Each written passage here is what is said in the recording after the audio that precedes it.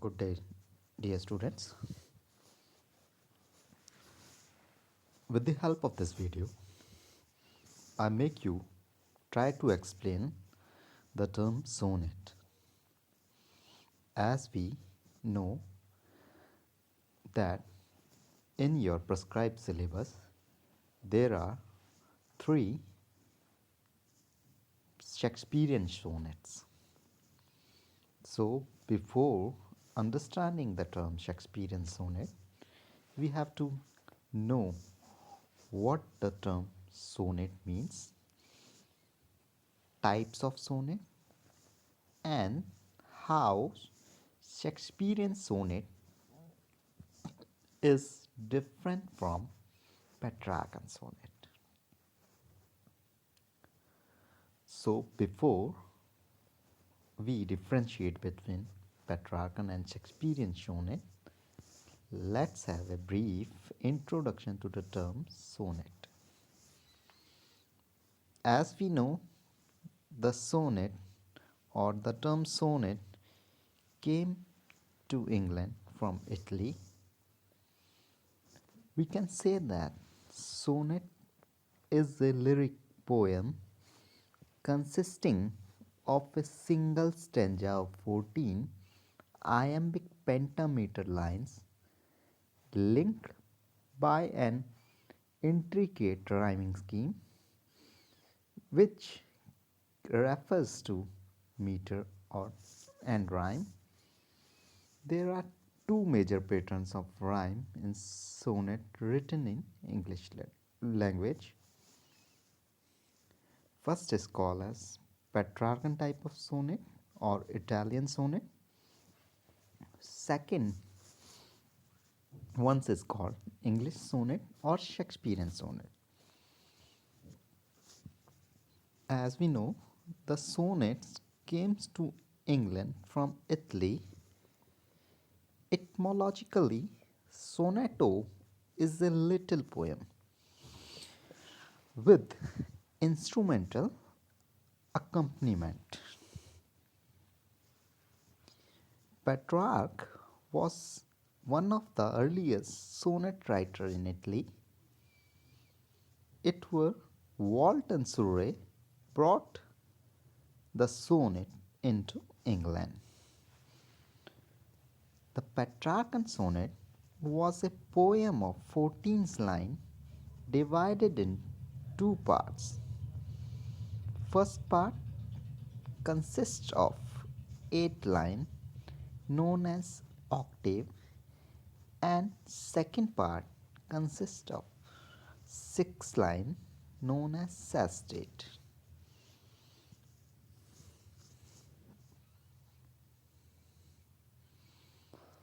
Surrey made a certain structural change in the sonnet.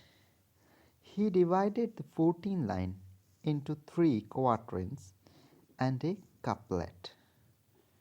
Walt observed generally the Petrarcan form, which was later used so splendidly by John Milton. Shakespeare used the 3 quatrains and couplet form. Thus, this became the final type of English sonnet, the easy form of 3 quatrains and a couplet, all independently rhymed. Shakespeare wrote about 154 sonnets. In all, the first 126 sonnets are addressed to a handsome youth. The next 26 sonnets are addressed to the dark mistress, and the last 2 sonnets are conventional exercise.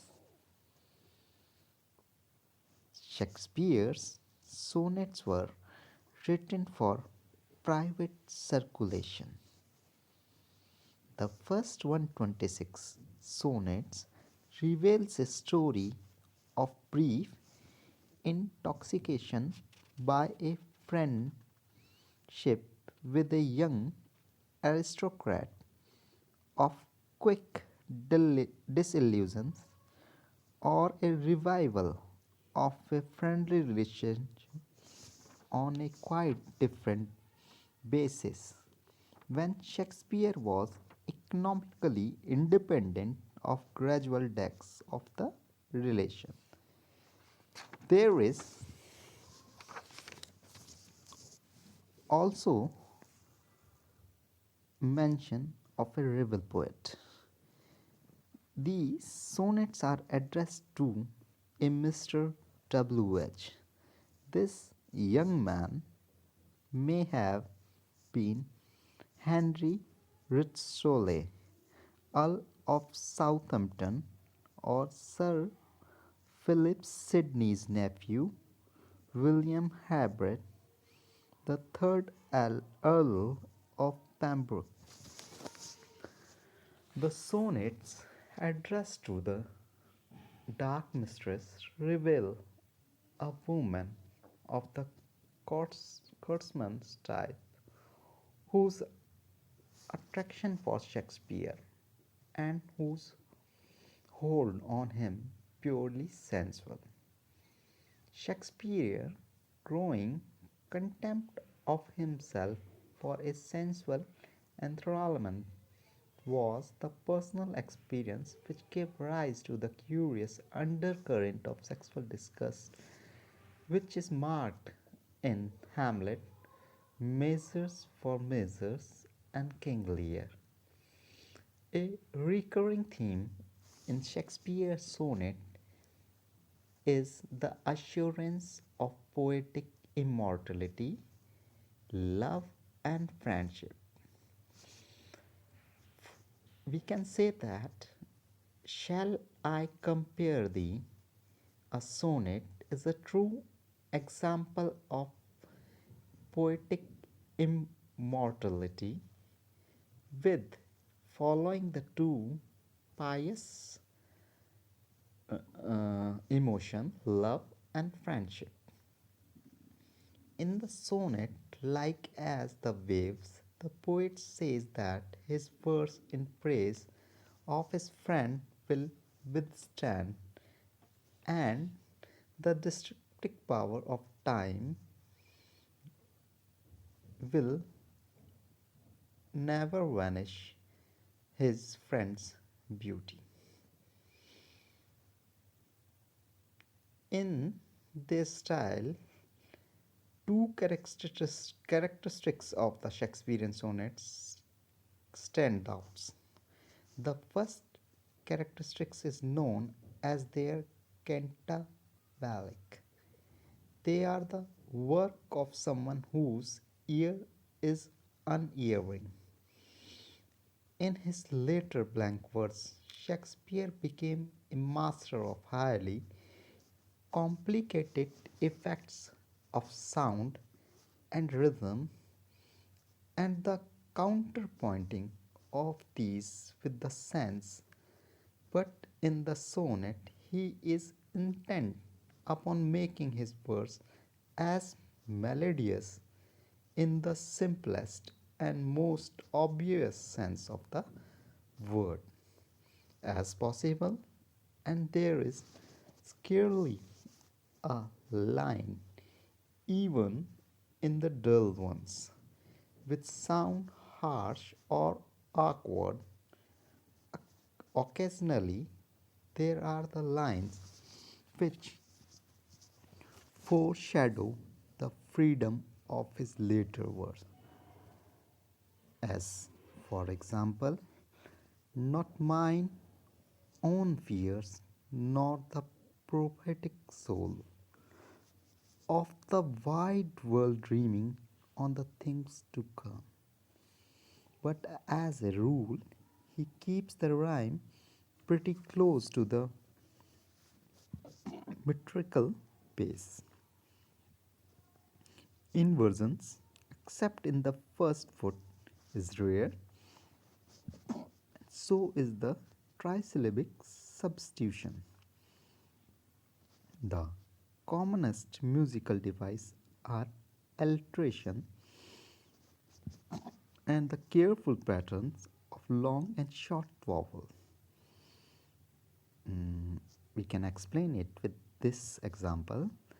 Then where not the summer's distillation left, a liquid prisoner pent in the wall of glass.